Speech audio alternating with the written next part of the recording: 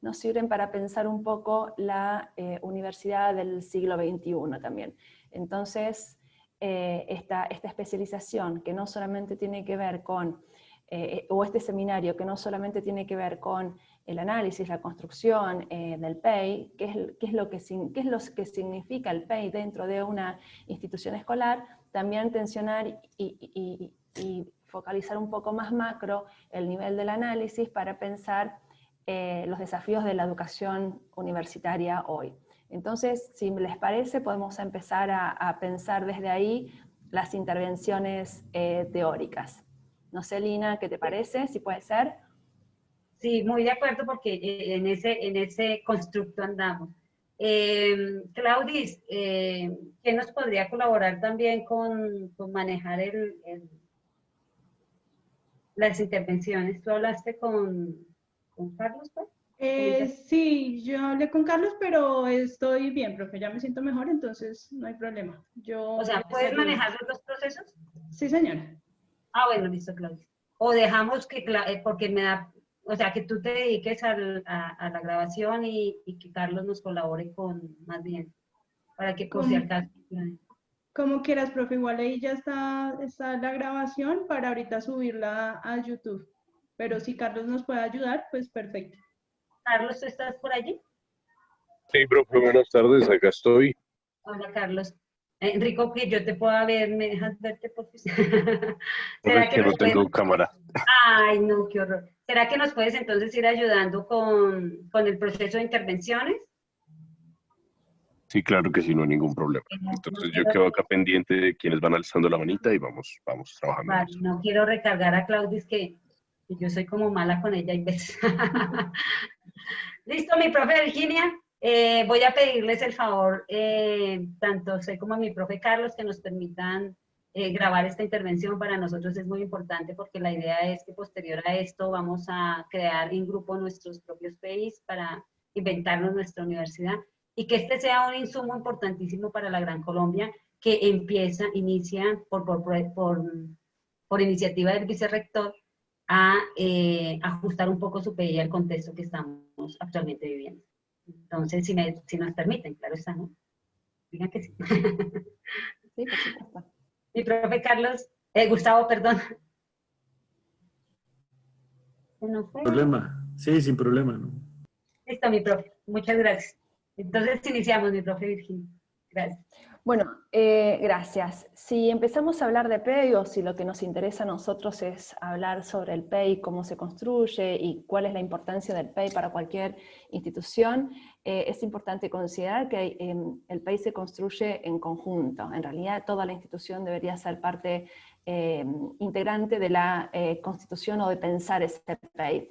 Uno de los chicos, creo que un chico se llama Hugo, había hecho una intervención bastante interesante.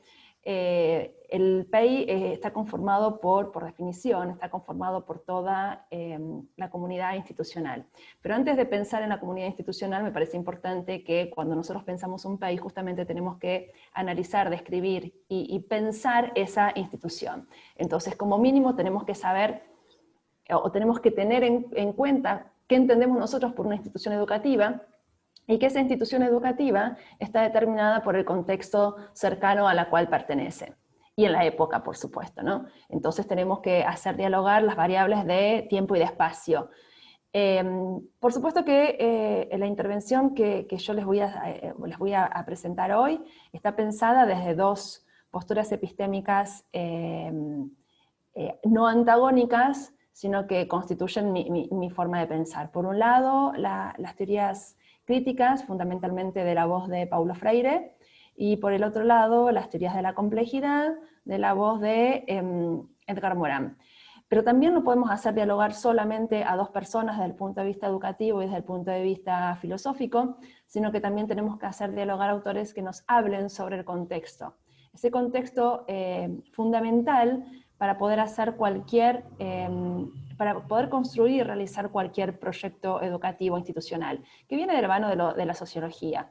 Entonces podemos ayudarnos de mis autores preferidos hoy, que son los que me parece que mejor nos hablan sobre el análisis del contexto, bueno, Bauman, que nos abandonó hace un par de años, el mismo Morán, y yo estoy utilizando mucho Boaventura, algunas cuestiones, pero el que más me parece que nos está aportando desde una epistemología oriental, pero que está occidentalizada y con un análisis muy, muy brillante del contexto hoy, es el subcoreano Byung-Chul Han.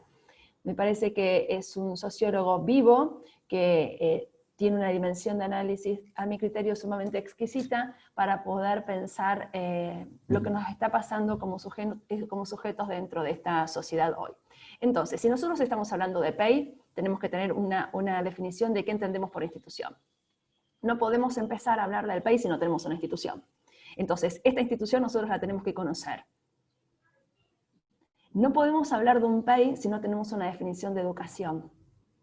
Y no podemos hablar de PEI si no sabemos quién es esa persona que se va a educar. Porque es importante, acá, desde el punto de vista de la epistemología, tener una consideración de que el sujeto no es lo mismo que la persona y no es lo mismo que el individuo. Por lo tanto, tenemos que tener una definición teórica de quién es este. Hablamos de sujeto, entonces tenemos que hacer todo el análisis del PEI o toda la construcción del PEI desde el punto de vista de una epistemología, de una sociología, de una religión, de una educación que aporte a la construcción de ese sujeto. Porque esa educación, esa religión, esa epistemología va a ser distinta si nosotros tenemos una concepción de persona. Y lo mismo si tenemos una concepción de individuo. Por lo tanto, nosotros, hablo en genérico, yo soy cientista de la educación. Mi título de base es de Ciencias de la Educación, maestría en Educación, con orientación en evaluación de instituciones educativas y el doctorado en Pensamiento Complejo. Y el postdoctorado, que lo empecé el viernes, o sea que está fresquito, en investigación transdisciplinaria y compleja. Entonces, ¿qué tenemos que tener en cuenta para la construcción del PEI? Esta definición de institución como marco referencial, una definición de educación, una definición de sujeto, de persona o de individuo, y como es un PEI, proyecto educativo institucional, tenemos que ver todo lo que hace referencia a lo educativo. Y cuando estamos hablando de todo lo que está haciendo referencia a lo educativo, estamos hablando de construir desde qué lugar se va a entender la educación, desde qué lugar se va a entender los procesos de enseñanza y de aprendizaje, desde qué lugar se va a entender lo curricular, desde qué lugar se va a entender lo didáctico, desde qué lugar se va a entender lo metodológico, y principalmente, porque es un proyecto educativo, en una institución hoy, por lo tanto el PEI se tiene que ir revisando continuamente, no es algo que se hace y se guarda, se empaqueta, se guarda y se queda en un cajón para que nadie lo mire y queda universal y eterno, sino que ese PEI se tiene que ir revisando en función del devenir histórico y del devenir de los sujetos epistémicos involucrados en esa institución de la cual nosotros somos parte integrante y constructores de ese proyecto. Y entonces, una de las dimensiones importantísimas que no tenemos que dejar de tener y considerar en el PEI es justamente la dimensión de lo disciplinar. Podemos hacer un PEI que sea solamente disciplinar, o podemos pensar un PEI que sea interdisciplinar, o podemos pensar un PEI transdisciplinar. Que no es lo mismo. Lo disciplinar no es igual que inter, y no es igual que trans. Y esto es importante porque ahí tenemos que ir a estudiar filosofía y tenemos que ir a estudiar el desarrollo de la ciencia y del conocimiento científico, porque hoy estamos hablando de modelos interdisciplinarios o de modelos transdisciplinarios y siguen siendo netamente disciplinarios. Pero porque se usa la palabrita inter y se usa la palabrita trans como palabritas y no como categorías epistémicas de análisis, como en su momento todo el mundo hablaba de calidad de la educación, pero como estaba de moda la calidad, todo era de calidad. Calidad didáctica, educación, procesos evaluativos de calidad, gestión de la calidad del conocimiento, y hablábamos sin conocimiento. Si yo les pregunto qué es la calidad, yo no sé cuánto sabemos cuál es la calidad. Yo en realidad no tengo una definición de calidad porque no creo en el concepto de calidad. Porque la calidad viene de una posición epistémica mercantilista y eficientista de la cual yo no comulgo. Entonces eso también se ve reflejado en el currículum. ¿Cuál es la definición de currículum? Que tiene que estar en sintonía con la definición de didáctica y que tiene que estar en sintonía con la definición de lo disciplinar, lo inter y lo trans. Y por supuesto de los procesos de enseñanza y de aprendizaje y de evaluación. Y pensamos el PEI desde una construcción metodológica. No como, ¿cómo se construye un PEI? Bueno, un PEI se construye chaca, chaca, chaca y chaca. No se construye así un PEI. Porque estamos construyendo, no estamos ejecutando. Estamos construyendo. ¿Y cómo se construye algo? La construcción no es técnica. Ojo, lo que se construye tiene que tener en cuenta los sujetos intervinientes y el contexto, la situacionalidad y lo disciplinar. O sea, que cada vez que nosotros queremos construir algo en educación tenemos que tener en cuenta como mínimo tres dimensiones. Lo pedagógico, lo sociológico y lo psicológico, y las múltiples relaciones entre las dimensiones. Eso es una construcción. La técnica es una cosa distinta. Yo no sé cuál es la formación de base de cada uno de ustedes. No soy ingeniera ni arquitecta, y bien lejos estoy de eso. Pero yo coloco siempre el mismo ejemplo. ¿Qué es un puente? ¿Cómo se construye un puente? La técnica de la construcción del puente viene desde que el hombre es hombre. Viene con los pueblos originarios, viene con los egipcios, viene con la Grecia antigua, viene desde el pensamiento mitológico, desde que el hombre es hombre y empezó a tener rudimentos de la matemática, el puente sirve para unir dos orillas. Ahora, esa es la técnica. Tengo dos orillas, pongo algo en el medio y hago un puente. Perfecto. Esa es la técnica de la construcción de un puente. Pero si yo quiero construir un puente, no es tan sencillo, no es solamente la técnica. ¿Qué tengo que tener en cuenta? Primero, ¿qué va a pasar por ese puente? Porque no es lo mismo que pase un avión que pase personas o vacas. ¿Cuáles son esas dos orillas que unen? Están puestas en arena, están puestas en agua, están puestas en terrenos montañosos, están a miles de metros de altura y tienen implicancias de mucho viento, están casi sobre el nivel del mar y es para decoración. Entonces, esto es lo mismo que el PEI. Podemos hablar de PEI a nivel universal, pero no nos sirve hablar de PEI a nivel universal si yo no conozco el contexto y la institución a donde yo voy a construir ese PEI. Sí puedo tener idea de cuáles son los elementos, los componentes o las dimensiones que yo tengo que tener en cuenta para que un PEI sea un PEI y no sea otra cosa. No puedo no hablar de educación, no puedo no hablar de lo disciplinar, no puedo no hablar de los sujetos intervinientes, no puedo no hablar de definir esta institución, católica, no católica, pública, universitaria, primaria, ¿de qué tipo de institución? Pero todo eso sería en vano si ustedes primero, el primer conocimiento que ustedes tienen que tener es el conocimiento epistémico. ¿Desde qué lugar estoy yo construyendo? Porque no es lo mismo construir un PEI desde una epistemología eficientista, pragmatista, utilitarista, mercantilista, que habla de eficacia, de consecución de objetivos, de calidad, de gestión, de ejecución, de aplicación, que de hablar de un PEI desde el lugar que venimos a hablar Gustavo y yo, que tiene que ver con la epistemología compleja y que tiene que ver con la epistemología genética y que tiene que ver con la epistemología crítica, en donde desde esas tres teorías lo que nosotros estamos haciendo se construye. Y para construir tengo que tener en cuenta el otro, para construir tengo que tener en cuenta la situacionalidad y la singularidad, porque esta institución es distinta a la institución de al lado, porque no todos, aunque estén al lado, los sujetos intervinientes son distintos. Y porque si yo hablo desde una epistemología compleja, o desde una epistemología genética, o desde una epistemología crítica, la construcción de los sujetos intervinientes deviene en una concepción distinta de didáctica, de currículum, de construcción metodológica, de evaluación, y de las múltiples y recursivas relaciones entre todas esas dimensiones de análisis. 5 minutitos más como para decir qué entiendo yo por epistemología crítica.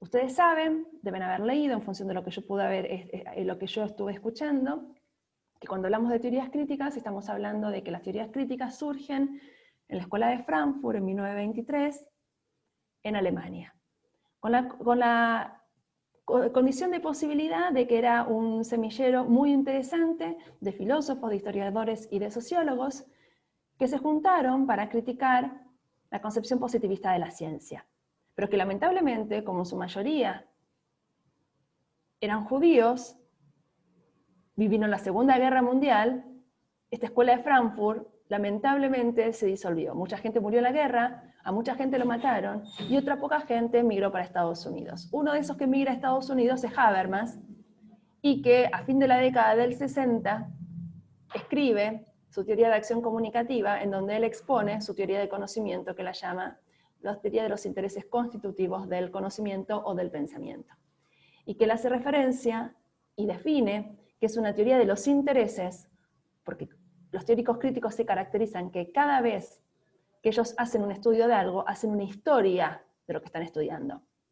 Entonces Habermas, en su teoría de los intereses constitutivos, plantea de que el interés es el placer que asociamos a una acción.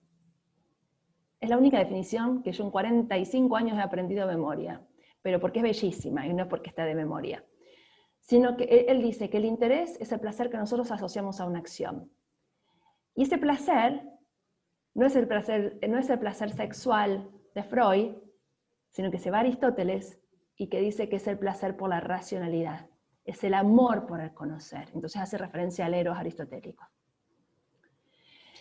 Los teóricos críticos, ¿qué significa crítica? Poner en discusión. Eso significa la crítica. No es que digo, ay, Lina, esos anteojos te quedan horribles.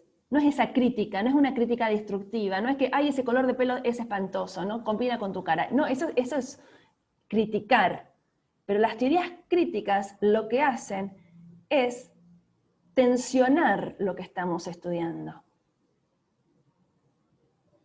Es poner en crisis. Y cuando nosotros ponemos en crisis, no es solamente tensionar y poner en crisis, sino que a su vez es volver a llenar de contenido a eso que la crisis estuvo vaciándolo de contenido.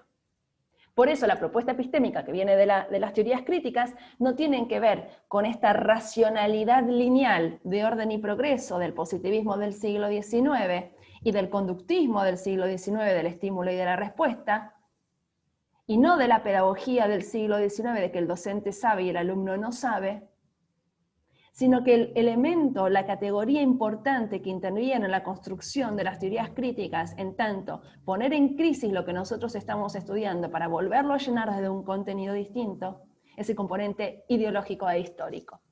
Y lo que hacen las teorías críticas es tratar de liberar a las conciencias de la opresión. Que esto lo retoma Freire, ¿eh? Esto es muy lindo, pero lo dice Habermas, que es alemán en Estados Unidos. Distinto es el contexto de Freire, pobre, en Latinoamérica, en la década del 60, cuando él empieza a escribir, o empieza a observar. ¿Saben la historia de Freire? La historia de Freire tenía un padre y una madre, como todo el mundo, y tenía una condición económica y social de buena para arriba. Muy buena. Claro, se muere el padre cuando Freire era muy chiquito. Su condición económica se vio modificada. Y él pensaba, cuando tenía su condición económica distinta, alta, que todo el mundo recibía y vivía en las mismas condiciones que recibía la educación y de que vivía con él. Cuando su condición económica cambia tras la muerte de su padre, se dio cuenta de que no todo el mundo recibía la misma educación que la había recibido, y que no todo el mundo tenía los mismos accesos, y que no todo el mundo tenía las mismas condiciones de posibilidad. Por eso una de las dimensiones y categorías lindas de las teorías críticas es mostrar las diferentes condiciones de posibilidad. Mostrar que el mundo no es natural, dado y estable, como lo planteaba el positivismo del siglo XIX, sino que es cultural y que se construye. Cuando Freire tuvo que cambiar de colegio, y se fue a un colegio para gente pobre, para gente humilde, después va a la universidad, etcétera, etcétera, se da cuenta y ahí empieza a pensar que la educación tiene que ser igual para todos, que tiene que tener las mismas condiciones de posibilidad, cosas que los teóricos críticos norteamericanos nunca pensaron, porque el contexto de crítica de Estados Unidos era otro, no tenía problema con el pobre, el estadounidense. El problema que tenía Estados Unidos en la misma época, ahí estoy Lina, y lo dejamos hablar a Gustavo, el problema que tenían los norteamericanos en ese mismo momento era la intolerancia, que la sigue teniendo hoy, por supuesto, la intolerancia social, política, racial, sexual, étnica, religiosa, producto de las migraciones de la periferia al centro. Cosa que Brasil no lo tuvo nunca, y menos en el momento histórico de Freire. Entonces, a misma teoría crítica, es importante el análisis del contexto. Al mismo PEI que todas las instituciones tienen que hacer, es distinto. ¿Por qué? Porque el contexto es el que determina cómo se construye el PEI. Por lo tanto, el PEI no se aplica. No hay un PEI que yo voy a mi biblioteca, lo saco y lo copio. Nada se aplica. En educación, nada se aplica. En educación, todo se construye porque se construye en situacionalidad con el otro.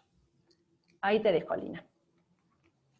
Okay, hay dos preguntas, una que nos hace José y otra que me nace a mí también. La de José nos dice es cómo puede influir el PEI en la colaboración del sur, porque nosotros ya hemos leído el texto de Reinventar la Educación.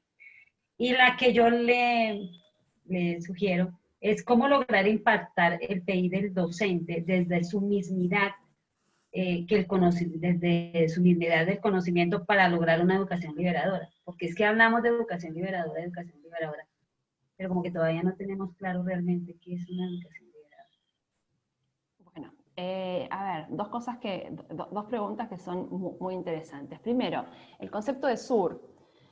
El concepto de sur es muy interesante porque lo tratan, por lo menos desde el lugar que yo lo estudio, los tratan Morán por un lado y de Sousa por el otro.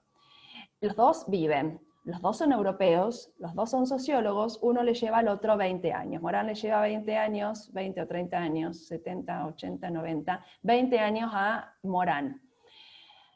Claro,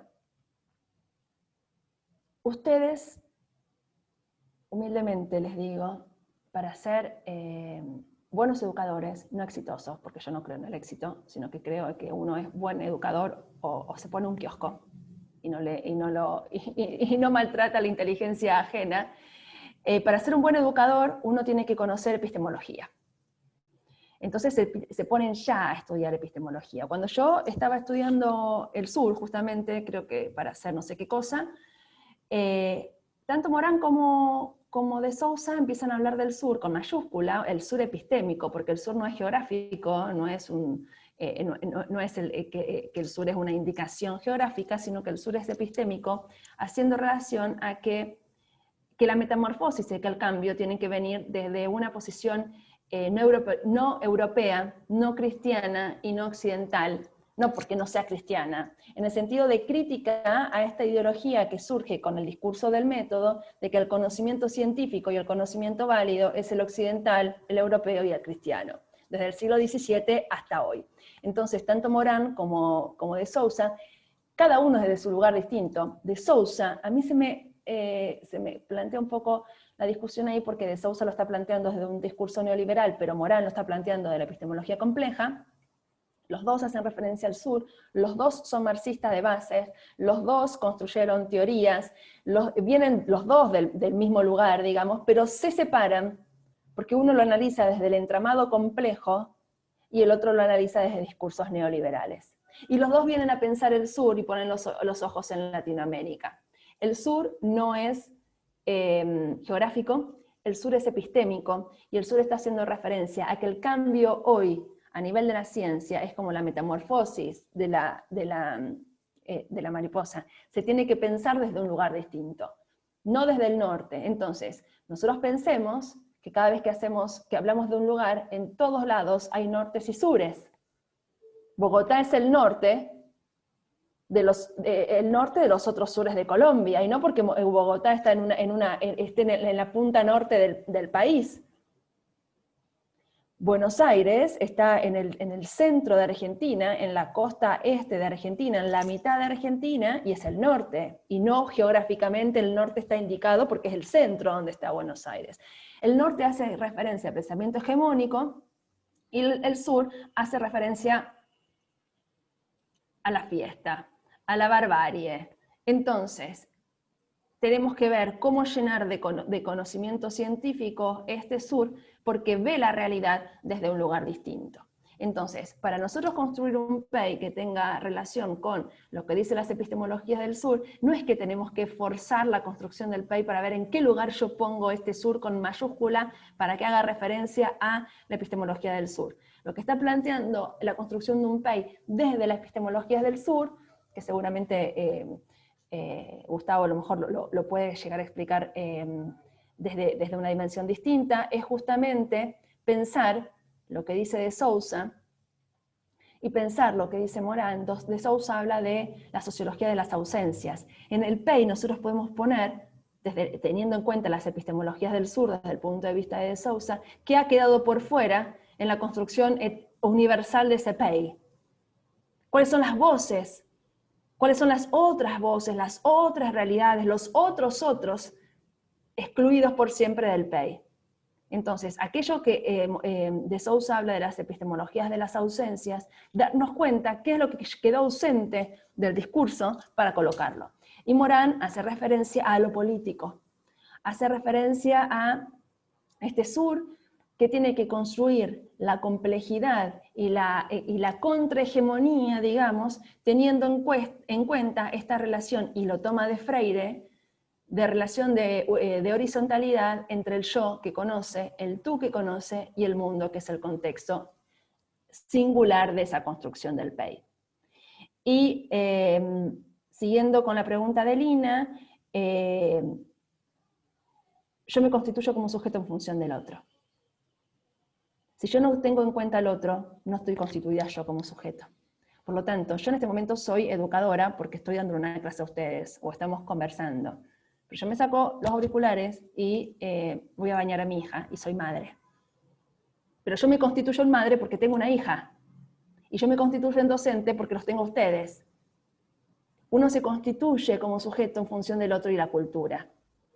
Pero yo no puedo ser docente, o este tipo de docente que queremos nosotros distintos, este docente que posibilite la revolución intelectual, que les dé herramientas de voz a los silenciados de Freire, si yo no posibilito espacios de reflexividad y de libertad dentro de mi aula. Y si yo formulo, y vayamos al PEI, si yo formulo un PEI que esté solamente cerrado, y que esté pensado desde el dogmatismo, sin posibilidad de pensarse, repensarse y reflexionarse situadamente en tiempo y espacio. Pero no quiero hablar más porque si no, sobre que le cortamos la siesta a Gustavo, y me va a matar el lunes, entonces vamos a que ahora que intervenga él con el pensamiento complejo en todo esto. Gracias, profe, por la respuesta a esa pregunta. Listo, mi profe, ya le dieron el paso. No, voy a hacer todo lo posible por ser breve y regresarle la palabra a Virginia. Yo quisiera hablar vos tenés suerte de que yo no me morí en el medio de esta mañana. Voy a hacer un ejercicio de acompañar desde una contextualización distinta a lo que iba planteando Virginia, particularmente a través de otro personaje de la escuela de Frankfurt, a Luis Althusser, ¿no? Para enmarcar un poco el PEI también en ese sentido, porque uno de los textos más conocidos dentro de la sociología, los estudios de la comunicación, con un impacto fuerte para la sociología educativa, es Los aparatos ideológicos del Estado. Naturalmente Althusser habla en esta época de la modernidad en donde el Estado-nación fuerte utiliza medios para construir los perfiles del sujeto social, del individuo deseable para ese Estado, ¿no? y la escuela es un aparato ideológico del Estado leído desde la perspectiva althuseriana. Es decir, el Estado tiene una idea del ciudadano y a través de las escuelas es que proyecta la idea del ciudadano. El Estado tiene una idea del trabajador y a través de la escuela es que modela, ¿no?, al trabajador deseable. Bueno, si lo ponemos en el contexto contemporáneo, en donde estamos en una época en donde la fortaleza del Estado-Nación ha sido disminuido para darle paso a la gestión pública, política, ideológica también, a las entidades privadas, no solo de índole nacional, sino internacional, tenemos, si seguimos la lógica de Althusser, ¿verdad?, que las escuelas y las instituciones educativas no solo son aparatos ideológicos del Estado, sino son aparatos ideológicos para la pugna por el proyecto, entre comillas, vamos a poner entre comillas, civilizatorio. ¿Por qué? Porque tenemos el proyecto del Estado-Nación con las ideas y las concepciones que tiene de la formación ciudadana del sujeto, del trabajador en sus escuelas públicas, pero también tenemos el proyecto, ¿verdad?, de quienes a través de sus medios construyen, postulan la idea de ese sujeto, de ese trabajador o de ese ciudadano desde el ámbito privado. Y fíjense qué interesante, porque ahí el tema de la calidad del que hablaba Virginia es una piedra de toque, ¿no? Porque aparece ahí la fruta, ese extraño objeto del deseo llamado calidad, ¿verdad? La fruta que alguien tiene que morder para estar siendo aquel que vive en el paraíso, en la medida en que se le niega la fruta, o el que es desterrado. Es decir, las instituciones públicas y privadas luchan por acceder a ese objeto que es la calidad, ¿no? O resistirse al objeto del deseo, y en la medida en que se demuestra que tienen o no calidad, las miramos feo, estamos dispuestos a invertir una cantidad impresionante de dinero para educarnos en tal o cual institución,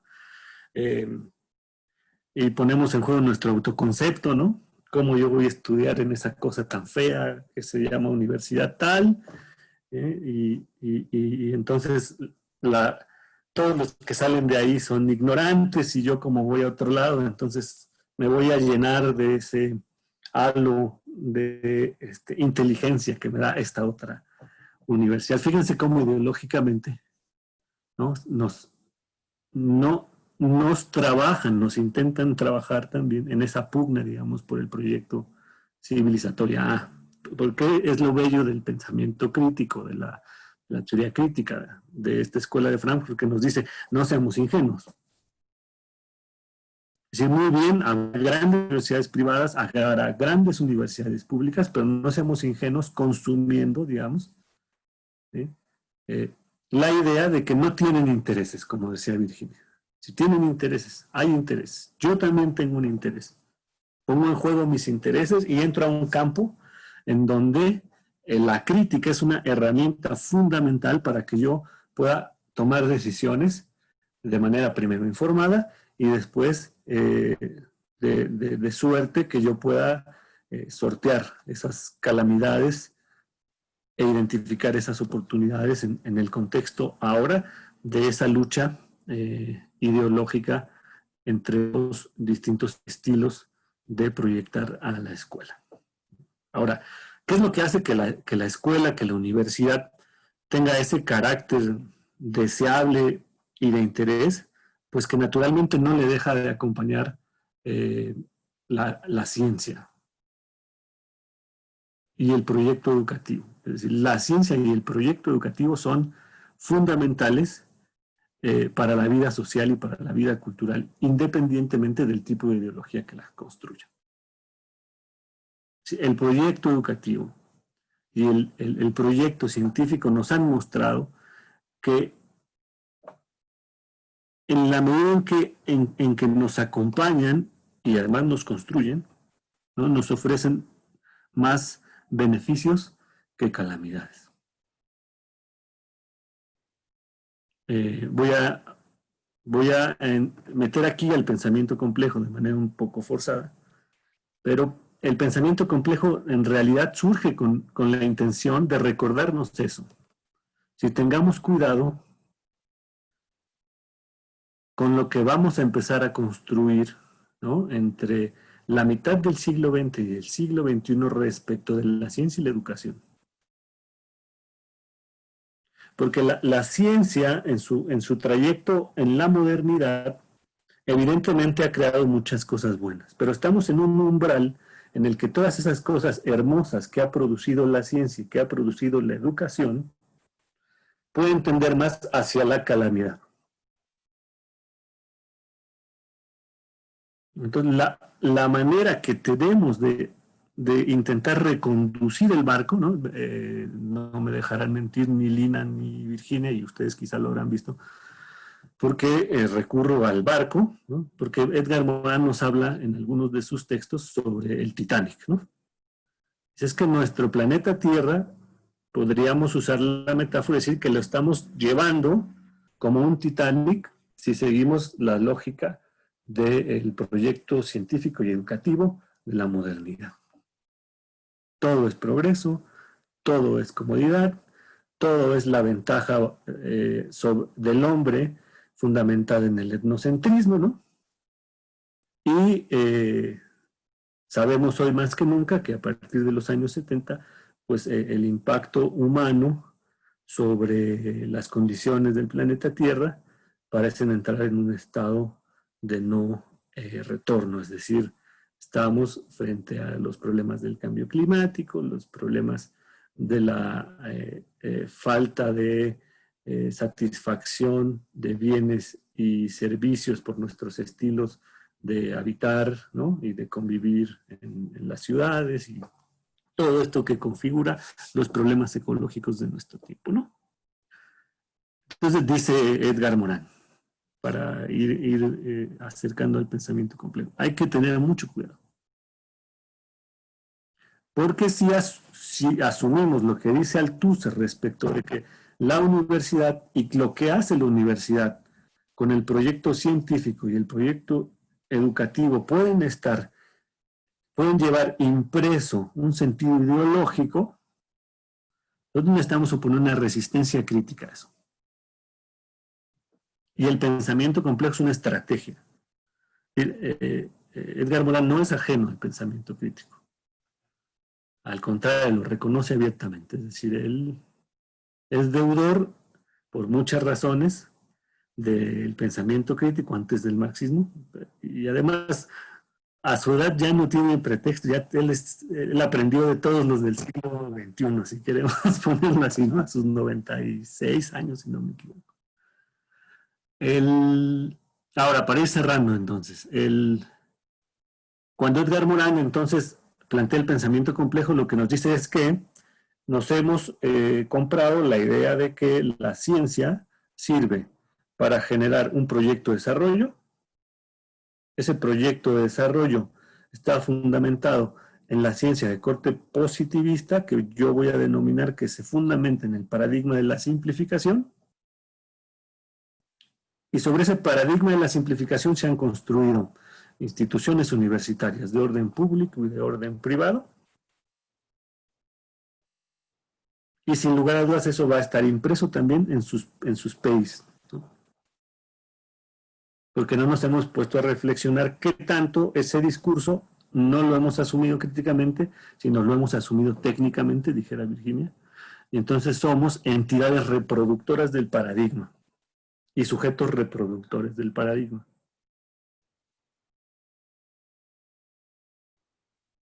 Entonces, por ello Edgar Morin insistirá, pensemos en los paradigmas, eduquémonos epistemológicamente, como insiste Virginia, y para educarnos epistemológicamente tendríamos que hacer un camino que él nos propone, que es el camino de conocer la nueva ciencia, ¿Qué nos dice la nueva ciencia respecto de la ciencia que estamos cuestionando?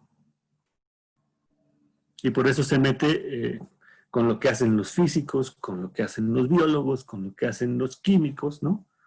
Para decirnos, aquí hay otra cosa distinta. Y si no le ponemos atención, nos rezagamos, no desde el punto de vista de integrarnos otra vez al proyecto del desarrollo, sino porque necesitamos estar, hay una manera en la que dicen los argentinos, a ver, Virginia, corrígeme, ayornarnos, ¿no?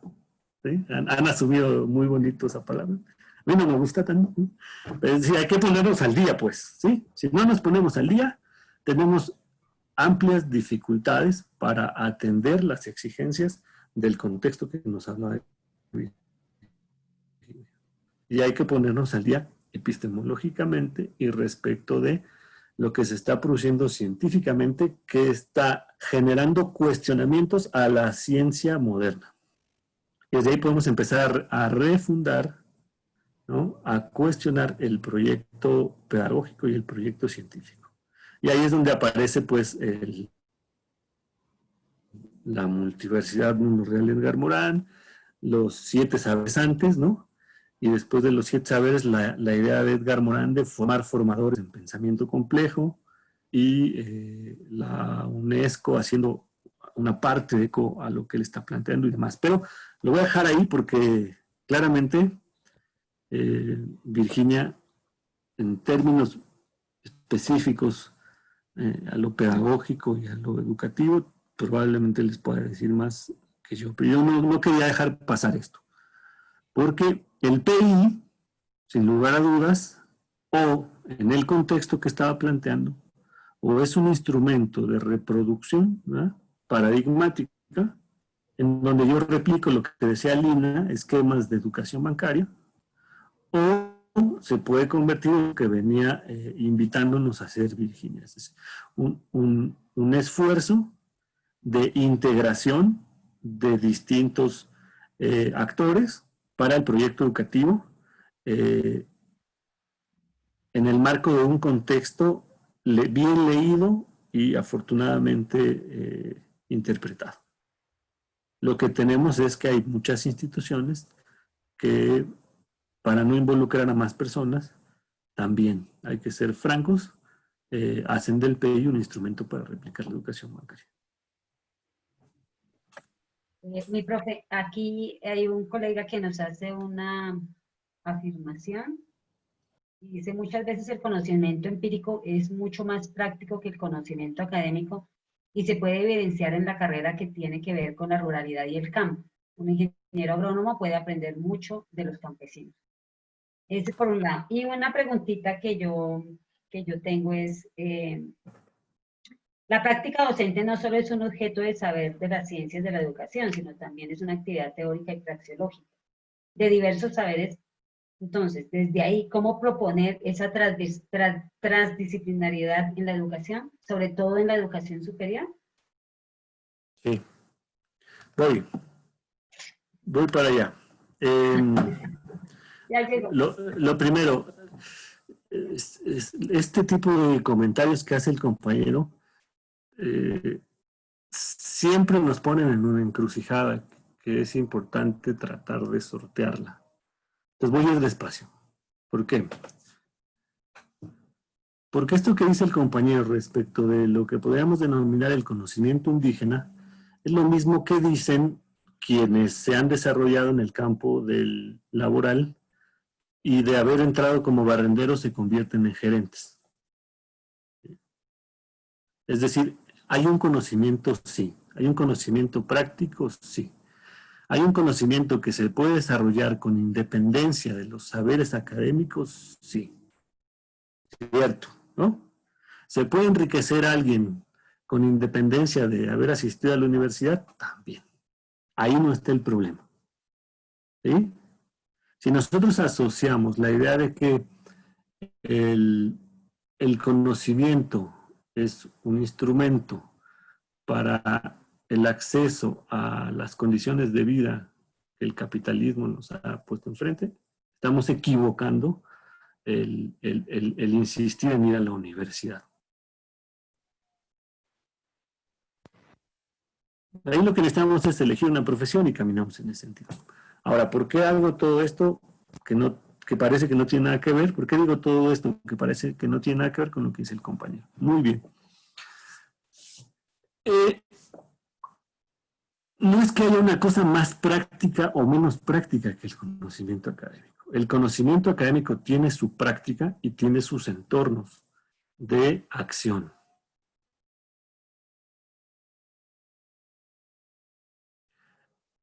Si a lo que el compañero se refiere es a que, por ejemplo, en la ruralidad se adquiere por experiencia, por conversaciones, por pensamiento, una sabiduría que podríamos denominar conocimiento, que les permite atender prácticamente sus retos, es verdad. Si podemos también afirmar que estos campesinos, esta gente de la ruralidad, puede darle lecciones al académico sobre cuestiones que él no había pensado, también. ¿A qué voy? La gran lección desde inicios del siglo XX, la fecha para la academia, es que la academia no puede ser soberbia.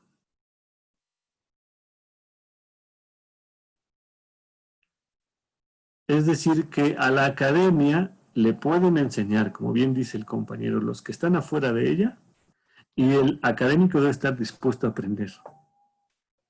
Y el académico no puede seguir siendo aquel que va y visita los entornos que estudia para extraer conocimiento y llevárselos a su sitio.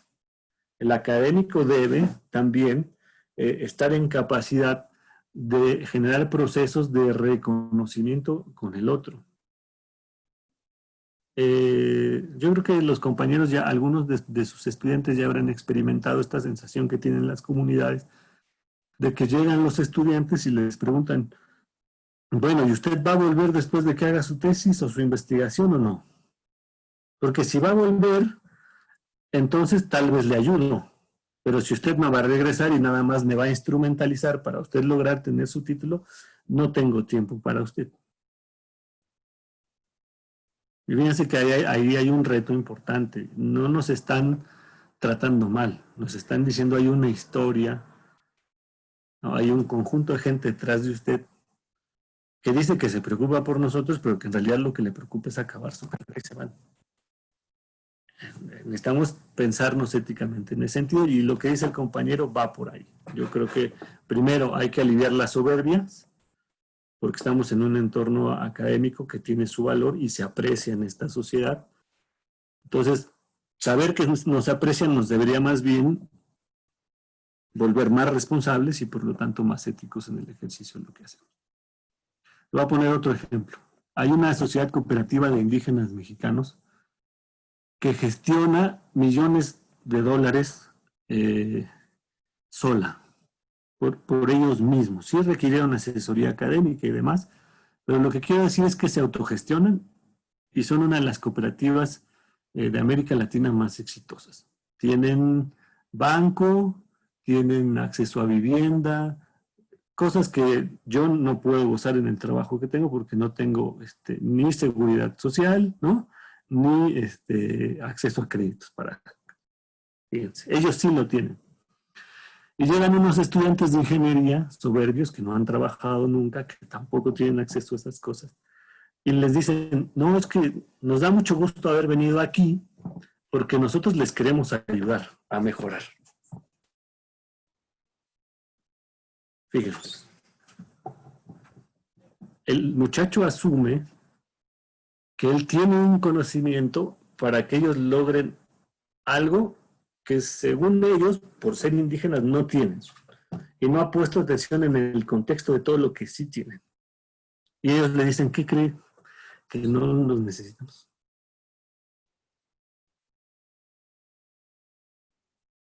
Es decir, no quiero que me venga a ayudar. Todas esas cosas que pasan en el contexto pragmático, lo que nos tienen que hacer es poner a pensar desde dónde estoy encuadrando a la persona, desde dónde estoy enmarcando al sujeto, y si no me está jugando una mala pasada, la soberbia de haber pasado por la universidad. Porque nos podemos ensoberbecer de manera muy fácil, porque estamos en un contexto que tiene el privilegio, todavía afortunadamente, en el contexto de ser reconocido, el contexto de la educación universitaria. Y voy a Lina, perdóname, ya Virginia, con eso termino. No hay oficio más que asume bien, pero más gratificante que el de la educación, del hacer para con lo que uno sabe y en el camino aprender de uno mismo y aprender del otro. Es decir, el acto pedagógico. ¿Por qué digo que más estresante? Porque evidentemente es una praxis que no se puede hacer sin el concierto de la teoría, y nos lo complica más Virginia, sin el concierto de la epistemología, ¿no? Y por el otro lado, es demandante en términos en términos prácticos, porque depende de los individuos con los que nos vamos relacionando. Es decir, si para un oficio la preparación continua aplica, y aplica en toda su dimensión positiva, pero demandante y exigente para los docentes. Por eso debería ser digno de respeto el hacer docencia, el ser profesor. Porque aunque nos podamos convertir en burócratas, nunca vamos a dejar de sentir el peso de la exigencia de ese maravilloso ejercicio. Es impresionante cómo hasta el menos preparado, no por educación, sino por indisposición, ¿no?, de los profesores, pueden reconocer eso que les estoy diciendo. Porque se sufre. Uno puede ser mal profesor y lo sufre. Y por eso regaño a los otros y los castigo. Es decir, recurro al autoritarismo. Si recurro al autoritarismo es porque me está pesando profundamente esto que les estoy diciendo, la exigencia del hacer pedagógico. Y no sé cómo resolverlo. Entonces, como no sé cómo resolverlo, castigo, regaño, maltrato y todas esas cosas que vemos también cotidianamente en nuestros entornos. No respondí del todo, Lina, pero quería, digamos, llevar por ese lado lo que me estabas planteando. Y perdóname, Virginia, adelante. No, pero nos dio la idea de cómo hacer ese perfil del docente que queremos. Antes de que mi profe Virginia continúe, yo creo que estas dos preguntas que hay en el chat, cualquiera de los dos nos pueden dar la respuesta. Es para estar al tanto. Entonces, una es, y llama muchísimo la atención, esta es, ¿se podría decir que el PI es una construcción histórica? ¿Leo todas las preguntas o profe Virginia y profe Gustavo? ¿O voy leyendo una a una? ¿Cómo consideran ustedes? No, si son pocas, léelas y a lo mejor podemos contestar más globalmente. Ok, hay tres. Entonces, esa sería la primera. La siguiente. En un contexto académico signado por la tecnocracia y la instrumentalización de la razón, ¿cuál debe ser el rol de los y las intelectuales? En este caso serían los... hace la posición de maestros, pero yo pienso que más hacia profesores que hacia maestros. ¿Qué nivel de aplicabilidad real tiene la teoría y o pedagogía crítica en un contexto actual?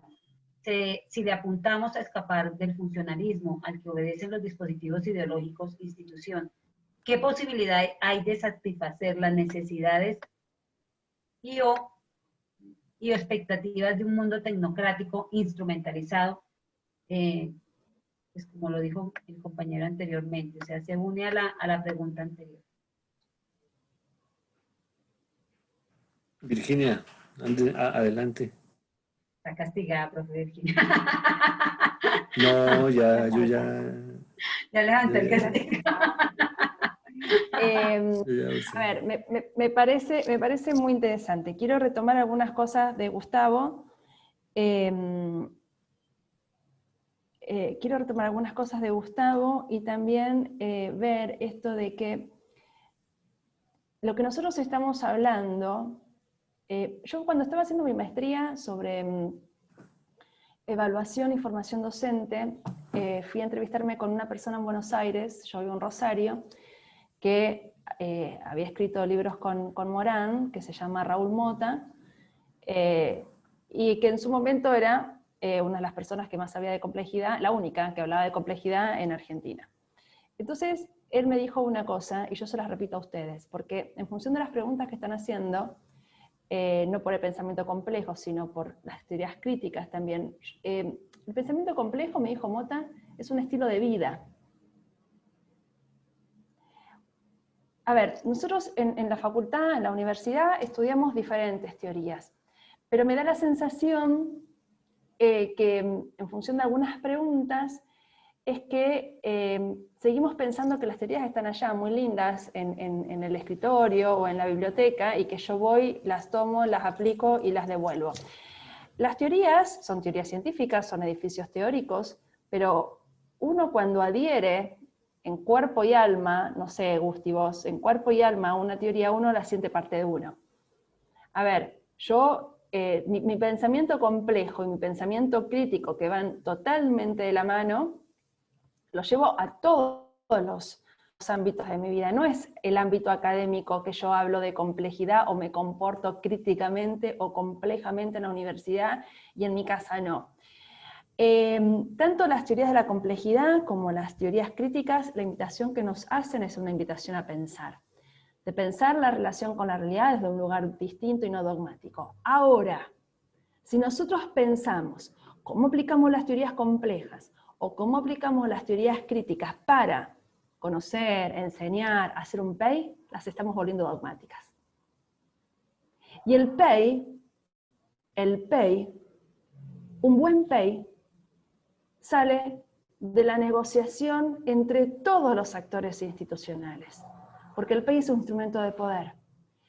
Entonces, dependiendo de quienes estén dentro de estas instituciones, de estas organizaciones como ámbitos de poder,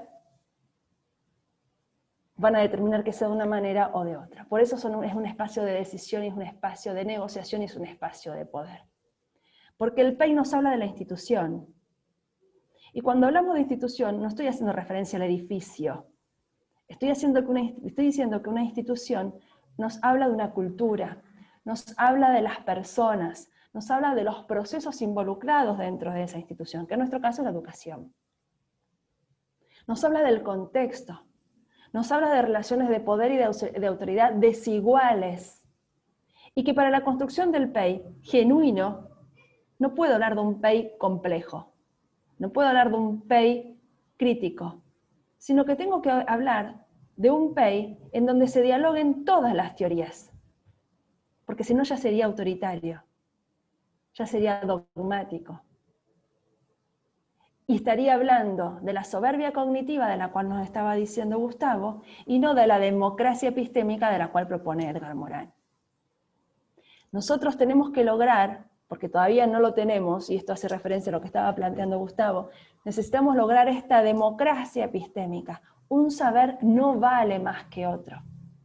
Y esta soberbia epistémica viene de la mano de la disciplinarización del saber en la modernidad clásica. Yo soy una enamorada de la modernidad clásica y yo estudio muchísimo la modernidad clásica. Nosotros no estaríamos acá sentados si no fuéramos hijos de la modernidad. La modernidad sirvió, pero para el siglo XVI, XVII, XVIII, XIX. La modernidad se rompe en el siglo XX porque cambia la época. Aparece Freud, aparece Curie, aparece Einstein, aparece Pauli, aparece Heisenberg, aparece Piaget, aparece Freire, aparece Habermas, aparece Sousa, Morán, aparece Gustavo, aparezco yo, que pensamos la realidad desde un lugar diferente, porque cambia la época. Entonces, nosotros somos hijos de la modernidad clásica. La criticamos, no porque la modernidad clásica se haya equivocado, porque en la modernidad clásica la filosofía de la modernidad clásica, la psicología del siglo XIX, la sociología del siglo XIX, la pedagogía de la modernidad clásica, pensaron sus objetos de estudios y sus métodos o metodologías o construcciones metodológicas para su realidad. El error es nuestro, que le hacemos decir a Comenio lo mismo que Comenio dijo en el siglo XVII. Si Comenio se levantase, se está revolcando en la tumba. ¿Por qué se está revolcando? Porque Comenio nunca dijo lo que nosotros le hicimos a decir a Comenio 400 años a distancia. Comenio, cuando pensó su didáctica magna, pensó en el perfecto arte de enseñar todo a todos. Comenio pensó su construcción metodológica 250 años antes de que la disciplina de la psicología se constituya como disciplina científica.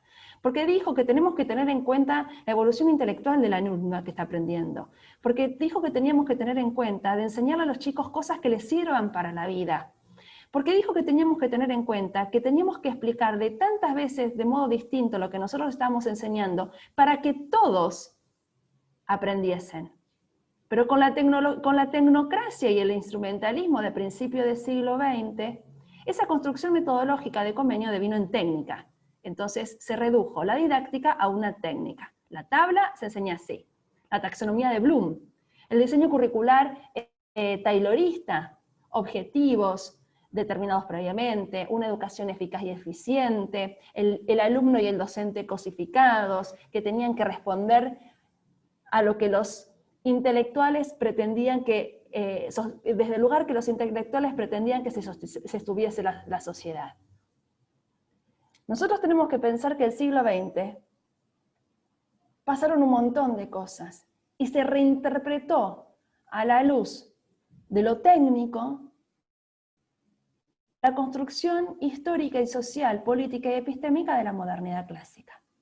Porque lo que dijo Descartes en el siglo XVII, lo que dijo Comenio en el siglo XVII, lo que dijo Kant, Hegel y compañía,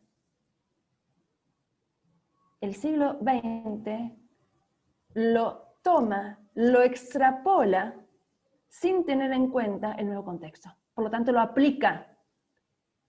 Y la característica de lo técnico es la aplicación. Se aplican técnicas. Sí, se aplica la técnica del tornillo adentro de una cosa para que salga el auto negro. Pero nosotros no estamos fabricando autos negros. Nosotros estamos formando sujetos. Y no son autos negros. Por lo tanto, no se puede aplicar nada. Se construye con ese sujeto. No se aplica. Porque lo que aplico sale un auto negro. No sale un alumno o un profesor.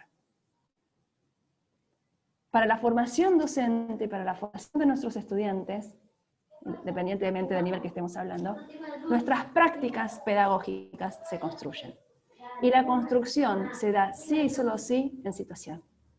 Porque lo que yo construyo hoy, dentro de un rato, con otro grupo, o con ustedes mismos, se construye de una manera distinta. Yo quiero atender lo que puso Linet Estefanía. Y evidentemente suscribo lo que dice Virginia, porque además lo dijo, además de decirlo con elocuencia, lo dijo de una manera que me hubiera gustado hasta grabarla, fíjense, porque muy bien argumentado. Muchas gracias. Eso es otro precio, Gustavo. Eso es otro precio. Aprendí muchísimo.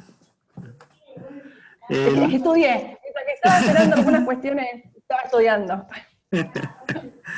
Se nota que miró la historia desde Comenio. Me encanta Comenio, me encanta. Soy una enamorada de Comenio. Me fascina Comenio, y sobre todo porque Comenio hizo algo que hoy en este siglo, en este tiempo estamos hablando con gran fortaleza, y es reconocer la diversidad, la diferencia y hacer el proceso de inclusión.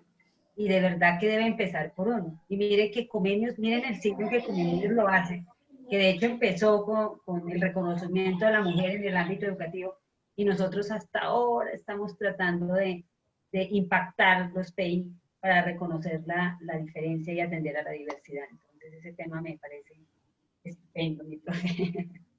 Gracias, mi profe Carlos.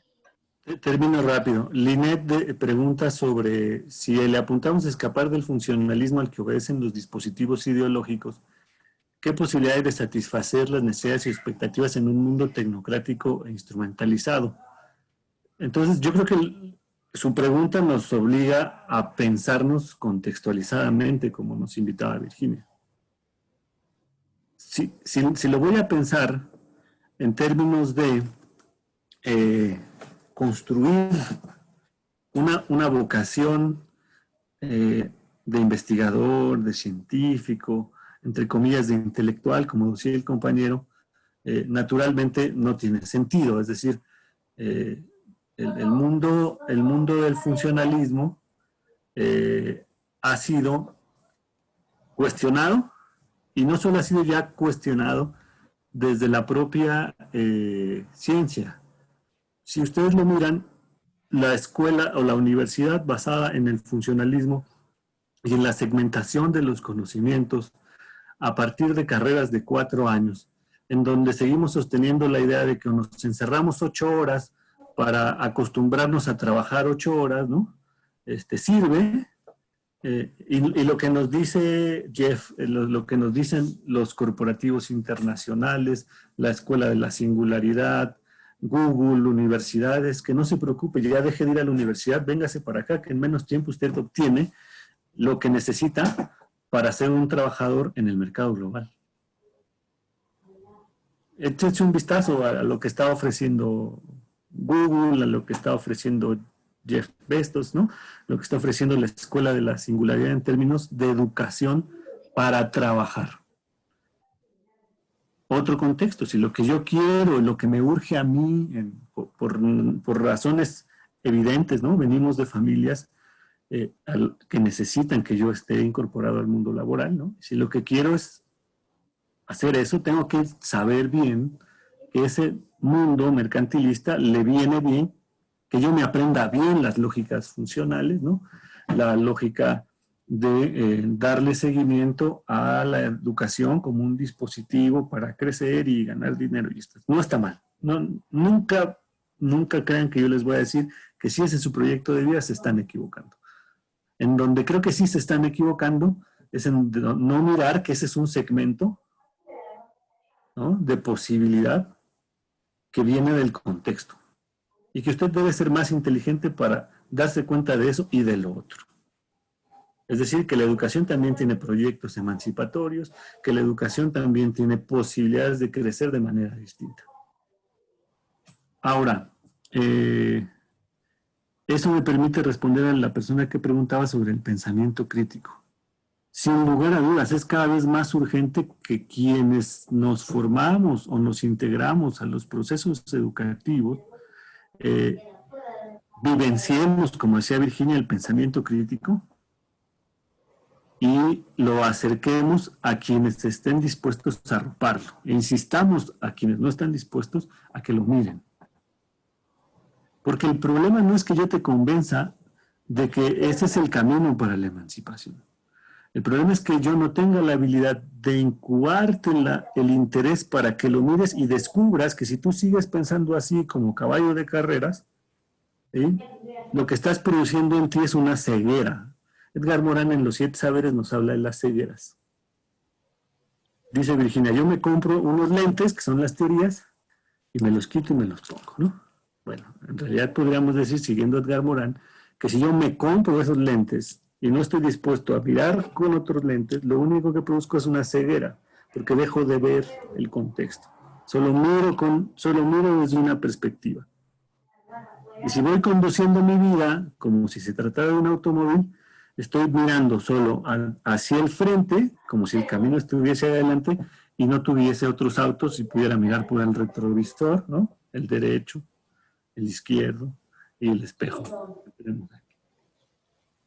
En cierta medida, lo que nos permite el pensamiento crítico, el pensamiento complejo, las epistemologías emancipatorias es eso. Es decir, usted haga su vida, tendrá que tomar sus decisiones, algunas serán igualmente costosas, pero si usted está en el oficio de tratar de aprender en el camino de la ciencia, de la academia, de la formación de otros, debe evitar lo más posible movilizarse a través de las cegueras del pensamiento que se va cegando, que se va cercenando. Debe tratar de abrir el horizonte. No, hay un montón de cosas más que decir, pero ya le paro. Me asalta una, o sea, de pronto no es tanto la pregunta, sino la percepción que ustedes pueden tener. Porque específicamente, antes de que ustedes ingresaran, yo estaba hablando sobre pedagogía, pero pedagogía configuracional, que se basa específicamente en hacer un impacto hacia la parte neurológica de los individuos para que realmente podamos hacer ese proceso de enseñanza para el aprendizaje, desarrollo humano y crecimiento. Escuchando a mi profe Gustavo me doy cuenta y recuerdo cuando Edgar Morán escribe sobre las incertidumbres que hay sobre el proceso de enseñanza. Y él habla de una incertidumbre que depende de la performance de la máquina cerebral humana. Básicamente, si yo lo paso al proceso de aprendibilidad.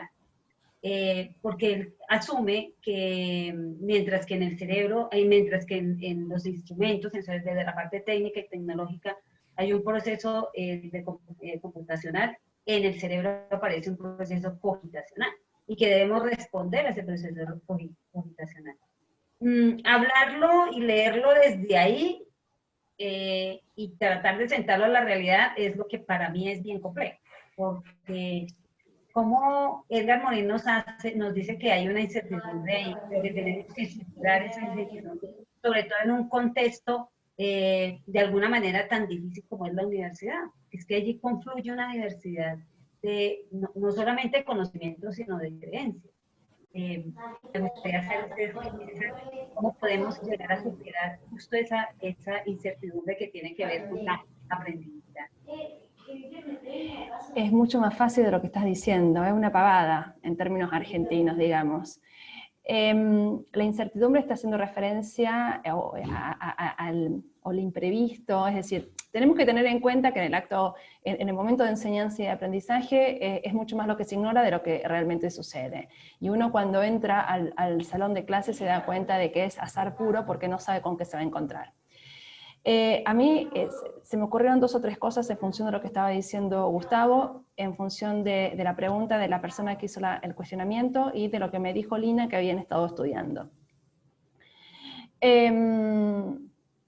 Y me olvidé todo lo que les pensaba decir. A ver, vamos con lo último. Lina me dijo que ustedes estuvieron leyendo Reinventar la educación. Perfecto. Entonces, si ustedes estuvieron leyendo Reinventar la educación, tenemos que tener en cuenta que lo que plantea ahí los autores, Morán y Carlos Delgado, es justamente pensar la humana condición. Pensar la humana condición desde un lugar distinto a este pensamiento técnico del siglo XX. Pero la cuestión que me parece importante es que ustedes tengan en cuenta y hagan un examen de conciencia, digamos, o una mea culpa, o un autopensarse. ¿Qué entienden ustedes por pensamiento crítico y qué entienden ustedes por pensamiento complejo? ¿Y cuáles son los procesos para enseñar y aprender desde el punto de vista de la complejidad y desde el punto de vista de la técnica? Y es tan sencillo que por eso no lo ven. Cuando uno quiere enseñar y aprender desde el punto de vista de la complejidad y desde el punto de vista de la crítica, hay que enseñar procesos metacognitivos. La tabla del 2, o el punto montañoso más alto del planeta, es anecdótico. Porque lo que yo hoy tengo que enseñar, a diferencia de la didáctica magna de Comenio del siglo XVII, que tenían que enseñar contenidos porque no iban a aprender en otro lugar que no fuese la escuela, yo hoy, ¿qué voy a enseñar en la escuela si me lo da Juan Google, la información? Que no es conocimiento. Google me da información, que no es conocimiento. Yo tengo que enseñar, yo, docente, ¿yo qué hago con mis hijos? Tienen portación de madre, pobres mis hijos, porque lo que enseñan en la escuela, yo después se los bajo y les digo esto así, de esta manera, y me vuelvo conductista en casa, esto se hace así. ¿Qué significa? Les enseño a pensar. Ustedes, como docentes, no tienen que enseñar la tabla del 2, porque la tabla del 2 me la aprendo de memoria, y si no la uso, me la olvido. Lo que yo tengo que enseñar es a pensar. Y el pensar no es un contenido escolar. El pensar es un proceso metacognitivo. Ergo, lo que yo tengo que enseñar, desde jardín de infantes hasta la universidad y hasta donde estudie, son procesos metacognitivos. Y cuando yo digo procesos metacognitivos, les digo, tienen que enseñar y aprender porque estamos hablando de sujetos. Entonces, yo en este momento estoy enseñando y estoy aprendiendo en función de las preguntas y de la intervención de cada uno de ustedes, tenemos que enseñar a pensar. Tenemos que empezar a enseñar a argumentar teóricamente y a sostener una argumentación. Tenemos que enseñar a criticar, tenemos que enseñar a discutir, tenemos que ser tolerantes con el otro. Porque si el otro hay algo que dice que no, que no se corresponde con mi posición religiosa, ideológica, de género, etcétera, etcétera, no lo puedo matar. Tenemos que enseñar la tolerancia cognitiva, tenemos que enseñar la democratización del saber y alejarme cada vez más de la soberbia cognitiva.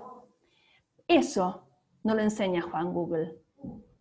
Eso no se enseña en ningún lado, salvo en la escuela. Pero no puedo enseñar algo que yo no sé. Por lo tanto, porque si yo enseño eso forzado, lo vuelvo dogmático y teoría. Y si ustedes me preguntan, yo no sé cómo contestarlo porque lo estudié teóricamente dogmatizado, empaquetado, lo saqué de la biblioteca y lo puse de nuevo. Uno tiene que despegarse de su conocimiento para poder enseñar procesos metacognitivos. ¿Qué les voy a enseñar hoy a mis alumnos? A ver, sería una necedad que yo venga a decirles a ustedes que les estoy enseñando algo. ¿Qué cosa distinta les voy a enseñar a ustedes que no lo puedan encontrar? En la web, en algún conversatorio que estaban dando la semana pasada en Turquía, o en un libro de texto. Lo que yo pretendo enseñarles, y lejos está de enseñar, es a pensar desde diferentes dimensiones de análisis. A pensar contextuado, a pensar filosóficamente, antropológicamente, socialmente. Un pensar histórico y situado y singular. Enamorémonos de las palabras singular, que es lo que marca la diferencia. Y ojo con el discurso de la inclusión, porque lamentablemente hoy el discurso de la inclusión lo que hace es habilitar en la escuela el amontonamiento, y eso no es inclusión. Amontonar no es incluir. Así que yo les sugiero que si quieren hablar de inclusión, vayan y estudien qué es la inclusión, que no es amontonamiento. Lina, Virginia, a todos les pido una disculpa. Me retiro. Yo sé que Virginia cerrará muy bien. Les dejé le decía a Lina en broma que habría que hacer un curso de esto que está diciendo Virginia, porque la respuesta es sencilla, pero lo más significativo pues radicaría en poner a prueba algo que de lo que yo estoy convencido, y sé que Virginia de alguna manera congenia, y tú también, Lina, que es probable que hoy en día las mejores clases o las mejores sesiones en aula, si es que algún día regresamos al aula, es en la que el docente puede pasar mayor tiempo callado. No estamos diciendo que el docente no deba ejercer cátedra en algún momento, no deba en algún punto ser quien lleve la palabra cantante en términos de la organización, particularmente cuando hablamos de cursos largos. Pero yo admiro cada vez más las sesiones en aula en las que quien domina menos la palabra es el docente. Es un reto que vale la pena, incluso como ejercicio práctico, hacerlo. ¿Cómo puedo lograr que durante N cantidad de minutos, quien dominen el ejercicio de la enseñanza-aprendizaje o ejerzan el vínculo de la acción pedagógica no sea yo? Y hay un montón de posibilidades. Y esa pregunta nos pone inmediatamente a reflexionar, a hacer recordación, ¿no? De eso que vive el profesor y el docente, que es la búsqueda de estrategias, no solamente en los libros, sino entre quienes son sus pares. Hay otra tarea pendiente, que es que la incomunicación que existe en las escuelas, incluso en los entornos universitarios, más todavía, del aprendizaje del otro que tengo enfrente, sobre la práctica pedagógica, se está volviendo muy costosa.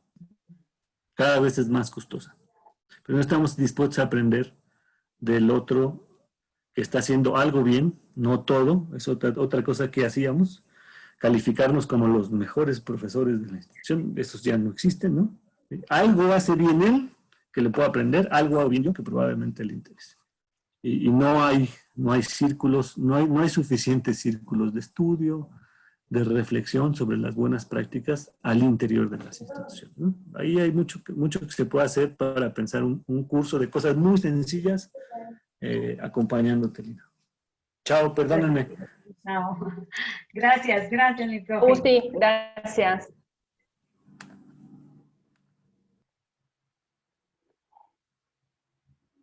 Bien, y también para cerrar yo también. Yo hago un ejercicio generalmente muy interesante con mis alumnos de doctorado. Les doy un texto, una propaganda y una entrevista. A todos, lo mismo. Entonces le digo, háganles preguntas al texto. Entonces les doy un tiempo, bueno, el texto, no, dice no, porque somos 50 personas y las 50 sabemos qué dice el texto. Háganle preguntas. Y son todos docentes universitarios, porque están haciendo un doctorado. Yo les puedo asegurar que les cuesta muchísimo, porque no tenemos el hábito de la pregunta, porque repetimos la teoría del otro. Hagan el ejercicio ustedes con sus estudiantes. Empiecen con un texto sencillo, una noticia al diario. No pueden decir, el texto dice. El texto no dice porque la verdad que todos estamos leyendo el mismo texto y todos sabemos lo que dice el texto. Pero todos ignoramos las preguntas del otro porque cada uno va a preguntar desde el punto de vista que ignora, desde el punto de vista que sabe, desde el punto de vista que le llama la atención o no de lo que está leyendo. Esos son procesos metacognitivos, es una forma de enseñar, no contenido, sino procesos metacognitivos. Lina, yo también me tengo que ir, porque ahora ya me está bajando un poco el cansancio. Me gustó muchísimo, así que a disposición, cuando quieran, me pasan el link para poder escuchar y compartir con mis estudiantes también este conversatorio. Y a la orden de ustedes me escriben, me llaman, me convocan, sin ningún tipo de problemas, y acá estamos. Profe, muchas gracias. No los pude despedir como quería, con un aplauso. No, a los sí, dos, no que hay se ningún nos problema. adelantó el profe Gustavo, pero créame que de corazón estoy muy feliz, además porque usted tocó temas que ya habíamos tocado aquí en el seminario, y precisamente que nos involucra mucho en el sentido de ser excelentes, bueno, dentro de comillas, ser muy buenos profesores. Y de pasar de ser profesores a ser maestros, porque hay una gran diferencia entre ser un docente, un profe y un maestro. Y nos dio divinamente la clave. Profe, muchas gracias. Vamos a seguir No se molestando. olviden, no se olviden que el secreto está hoy, en el siglo XXI, y en esta pandemia que nos está atravesando, en enseñar nuestra humana condición. Y si nosotros enseñamos nuestra humana condición desde el lugar de que el otro es igual que yo, pero que es distinto, y que no es un auto negro, lo que ustedes están aprendiendo como teoría, esas teorías no van a quedar como edificios teóricos inamovibles y dogmáticos, sino que ahí se van a dar cuenta que es el pensamiento complejo, que es educar para la libertad, y cómo educar en procesos metacognitivos. Mientras que no pensemos desde ese lugar, mientras que sigamos aferrándonos a lo que dice la teoría sin posibilidad de despegarme y de pensar desde esa teoría la humana condición, y que el humano no es el auto negro técnicamente y objetivamente de principio del siglo XX para el sostenimiento del modelo capitalista de principio del siglo, vamos a utilizar la teoría de Freire, pero dogmáticamente. Y no es justamente lo que queremos nosotros, porque si no va a ser... Yo no digo que Freire es lo mejor y que el conductismo es lo peor, no. Yo estoy diciendo de que no tenemos que seguir teniendo las teorías pensando las teorías del punto de vista dogmático, sino que las teorías críticas y las teorías complejas, a diferencia de las otras teorías, me dan la posibilidad de entrar y salir de todas las teorías, porque justamente lo que proponen es el diálogo. Y no proponen argumentos cerrados, dogmáticos y universales. Esa es la diferencia. Un gustazo, gente. Espero que puedan seguir con su clase de la tarde y terminar un buen fin de semana, y nos vemos cuando quieran. Dale, mi profe. Muchas gracias. Gracias, profe Virginia. Bueno, colegas, Me encantó la intervención de los dos porque des en cuenta que la idea es aquí que construyamos y trajeron también posiciones diferentes, posiciones que nos hacen pensar también. Pues obviamente yo me caso un poco con ellos porque son mis docentes y también hemos tenido discusiones a nivel de desarrollo cognitivo, metacognitivo, socioafectivo, físico-creativo, bueno. Pero eso es lo que nos permite que nos construyamos en comunidad y a través del proceso de comunicación. Por mí seguiría hablando, pero creo que por favor regálenme 5 minuticos y les voy a explicar el trabajo que vamos a hacer para el 17, el que vamos a hacer es para el 17 de octubre, ¿cierto? Que vamos a hacer en grupo, que es hacer el PI. Entonces, yo les voy a mostrar precisamente el ejemplo de cómo unos estudiantes hicieron el PI, pero les ruego el favor, específicamente después de este ejemplo, es lo que acabó de decir la profe Virginia, no lo instrumentalicemos, ¿sí? O sea, no es un instrumento, lo que pasa es que tenemos que llevar, entre comillas, como el que hace una investigación, una metodología científica, juiciosa para poderlo colocar a disposición de la comunidad. No podemos escribirlo como se quiera, porque hay unos pasos establecidos, lo que yo les decía, no porque queramos ser adocráticos debemos de dejar de ser burocráticos, no, tenemos que responder a eso. Solo que cuando lo hagan, por favor, no lo hagan como respondiendo unas preguntas, sino de verdad desde esa construcción que venimos haciendo, desde todo lo que hemos visto desde pedagogía crítica, pensamiento complejo, bueno, y todos los autores, de hecho los que ustedes también conocen, y que imprimamos ahí nuestro ser, ¿sí? La mismidad, la mismidad, desde lo que yo quiero para mí y conformarlo en mí para beneficio de la sociedad. ¿Sí? Una libertad individual para una libertad social. Bueno, no hablo más porque si no aquí me quedo hablando igual que ellos y no me para nadie y ustedes sí. Por eso los hice almorzar temprano. Bueno, listo, vamos pero no puedo compartir. ¿Me devuelves, Claudis? Sí, profe, ya voy a parar la grabación y te devuelvo entonces el poder.